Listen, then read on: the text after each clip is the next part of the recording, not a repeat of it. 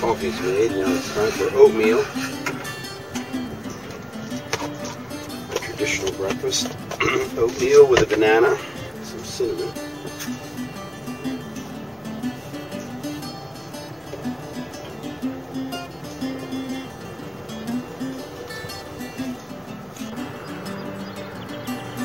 Hey, Mr. Loon.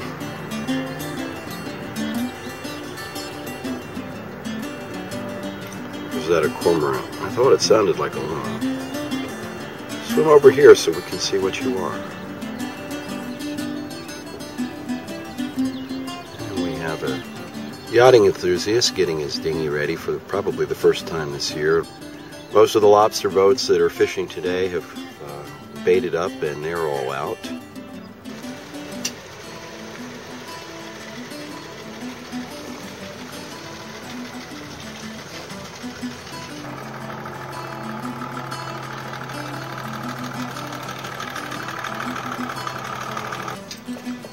What you doing, big boy? You gonna go for a walk? Come on, let's go. Let's go for a swim. Come on, let's go. Good boy. Tomorrow, Saturday, will be the annual Lobster Boat Races in Searsport. That's Saturday, July 9th. They take place at different locations at different times all up and down the coast. That's where the lobstermen get to race their pride and joy. See who has the fastest boat. Excitement's over. Buddy's taking a siesta. Good for you, buddy. 9 o'clock in the morning. You're all fed and walked.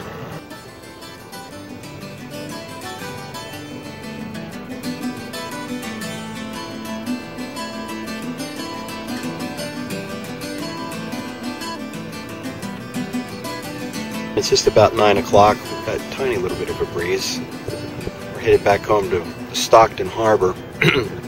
Looks like it's going to come down to rain tomorrow. I hope it's good enough for the lobster boat races, but in any event, this is good weather to check out the storm jib arrangement I have here. Now, this is a jib I picked up on the internet for $40. It's from a 420. It's in pretty good shape. Really excellent shape for my needs. And just about the right size for a storm jib. I've set it flying, and I also have a single reef in. And you might be asking yourself, why is he bothering with a reef and a storm jib on a day when there's forecasted to be light and variable airs? And the reason is, I find that these are the perfect days to experiment when there's no particular pressing need to be anywhere, because it gives me a good opportunity to sort out the sheet leads and make the usual mistakes till I figure everything out and get a good system down. And I've also found that at least going to weather, it's the size of the jib isn't really that important. There's just a fraction of a knot's difference on the GPS, and believe me, I fiddled with the tuning. So off the wind, of course, the Genoa is the thing to have, no doubt about it. And sometimes I wish I had roller furling, but I think that would add to the complexity trailering. It's just about right the way it is. These funny looking markers are actually the course markers for the lobster boat races. Well, since we're becalmed, we'll take a look around the shoreline. This bulker came in yesterday, assisted by the tugs, and it looks to me that they're unloading sand. That's the probable cargo, and their cranes are swinging it into that hopper, or into that series of hoppers under which trucks park. They load the trucks and then they take them over approximately in this direction. You'll see some small piles of sand just building up. This is wintertime sand that they use to sand the roads along with some salt. They usually mix salt with it, but basically they put it down for traction when we get a layer of snow, compacted snow on the roads or ice. So that would account for the noise last night. There's the Searsport dock. We've made it maybe a whopping mile. We're only about 4 or 5 miles from home, so not even that. 3 miles probably, to the dock. So as long as we get there by high tide, which is 5 o'clock tonight, we've got plenty of time to get there. Hey, good boy. So it's about 11:45 now. Just after 11 we gave up. It was looking pretty bleak for any wind, so I went back to the dock and fueled up, make sure we had enough to power home in case we had to. And of course, as soon as we got back, the sun came out a little bit and the breeze has filled in a tiny bit.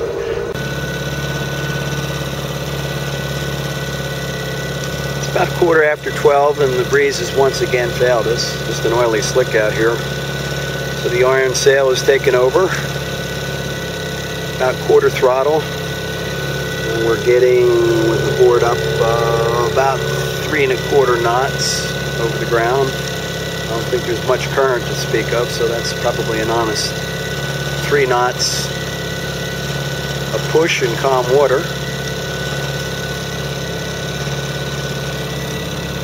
What do you think, bud? Is this the life or what? You having a good time? You my good boy? Are you my best boy? Yeah, he's a good boy, isn't he? Yes, he is.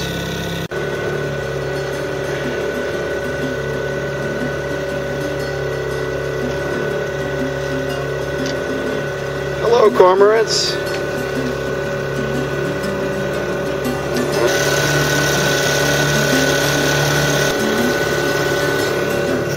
We made it. Here's what the car park to the Searsport dock looks like. We got here just in time to get the last official space. Lots of contestants and spectators.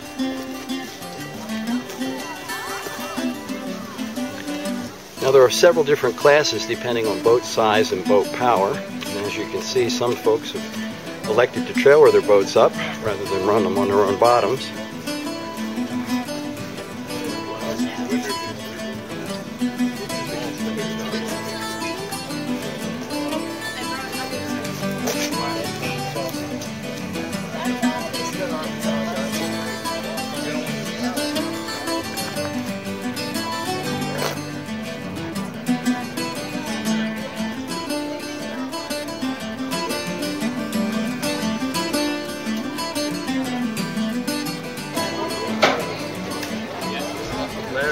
And there's a local favorite, First Team. We spoke with them yesterday. Let's see if we can get ourselves a good position here in the main rail.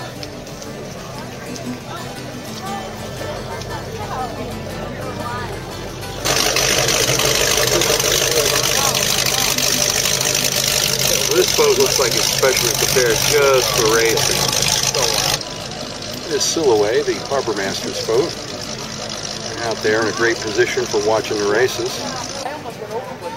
Oh my gosh, let's put it out.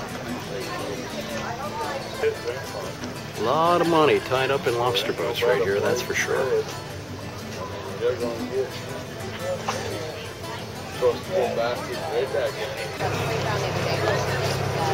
One thing you have to admire is the way these guys handle their boats. Of course, they're professionals, they're in them every day, but these huge honking single engine with very large propeller, and they use that kick of the prop to back these things in and use that back kick to put them exactly where they want them, within inches. Pretty impressive. This boat's definitely set up for offshore lobstering. It's a Calvin Beale 44. That's one of the famous builders on the Maine coast. Well, tell me about your boat there, Cap. What you got for power? Somebody said it was 1,000 horse? No, that is a 700 Iveco. 700 Iveco. Yeah, it's a 44 Calvin Beale. Calvin Beale 44. Yes. And what class do you race in? Class M. Class M? Yeah.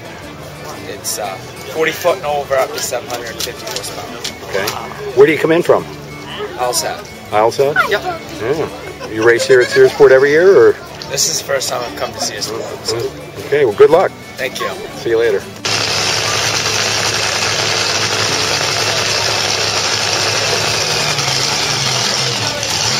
Some of the boats here are ringer. That's obviously a drag race engine in that boat.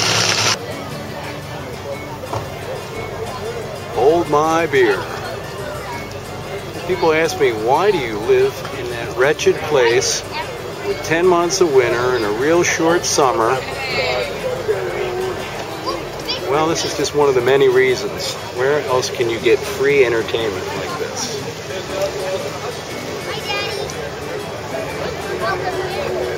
This is the fishing fleet of Maine. Not all, of course. Multiply this by several hundred times to get all the boats, but this is a real, authentic slice of down east lobstering and what they do for fun to let off some steam.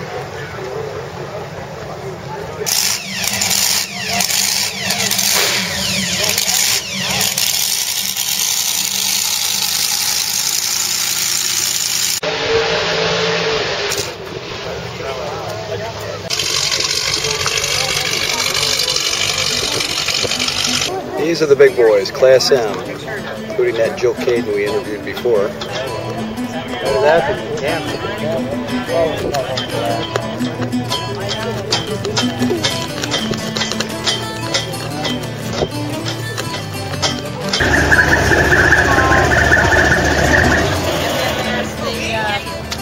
Fastest boat. Fastest boat. Okay. See, now in Stonington, come on the fastest boat.